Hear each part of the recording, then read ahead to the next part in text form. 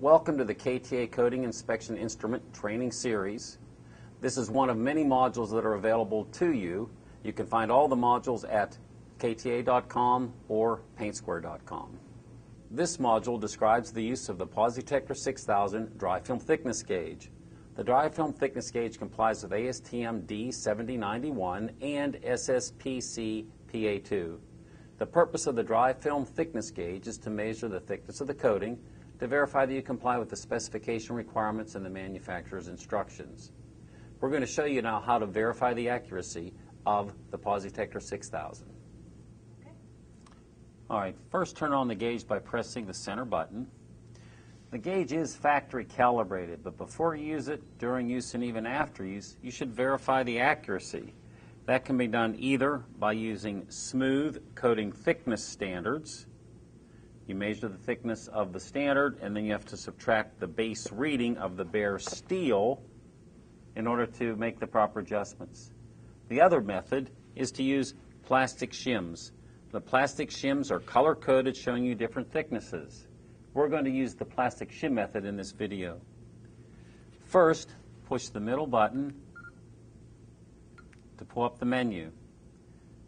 I'm going to toggle down to calibration settings, push the middle button. There are three ways to make this adjustment to verify accuracy. 0 means if I'm painting on smooth steel like automotive, I actually zero the gauge on the bare metal. That's how it's adjusted. 1 point adjustment is where you select one shim thickness less than the expected thickness range and make an adjustment to read that shim thickness properly. A 2 point adjustment is where you do a shim thickness less than the thickness expected and heavier, so you really bracket the range. I'm going to show you the 2 point adjustment. I select the 2 point, push the middle button. It's asking me now how many readings on the shim do I want to take. I'll push the plus button. I just raised it to 3, you see on the bottom of the scale. I'm going to select a shim, color-coded shim that's less than my expected thickness range. In this case, it's a 2.09 mil shim, 2.1 mils. Put the gauge down on the shim. The scale, the little faceplate shows me to lift it, put it back down. Just watch the diagram. I lift it again. I'll put it down to do my third reading.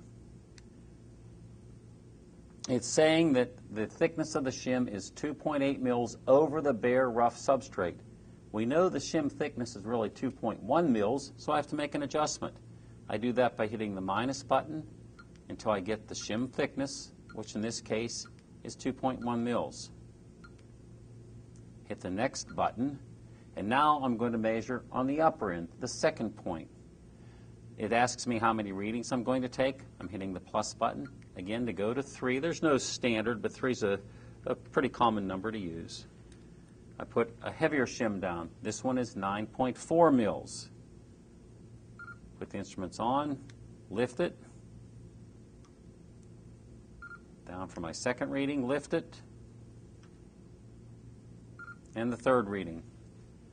The gauge is reading 10 mils on a 9.4 mil shim, so I'm going to reduce that down to 9.4. And frankly, if you're within a few tenths of a mil, it's really accurate.